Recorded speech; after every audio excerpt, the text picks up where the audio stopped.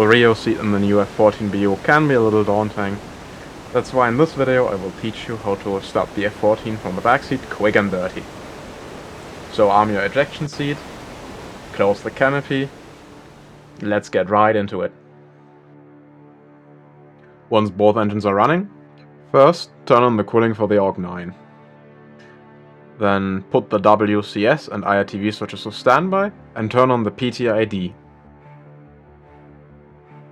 Next, we turn on the data link, set it to Kane's waypoint and tune into the carrier frequency.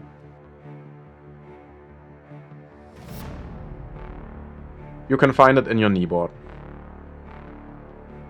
Put the nav mode selector to CVA for carrier alignment. Verify that the INS is aligning smoothly. In the meantime, we can turn on the CDNU.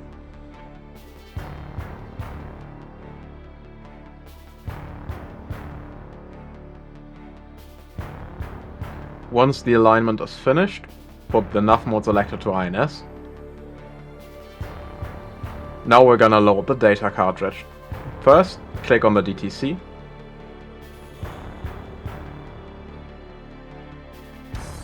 Then head into the CDNU.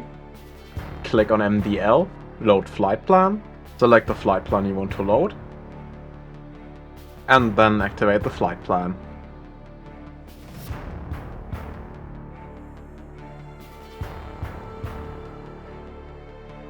Check that it is loaded. Turn on your altimeter and your backup ADI. Your oxygen, your radios and the radar warning receiver.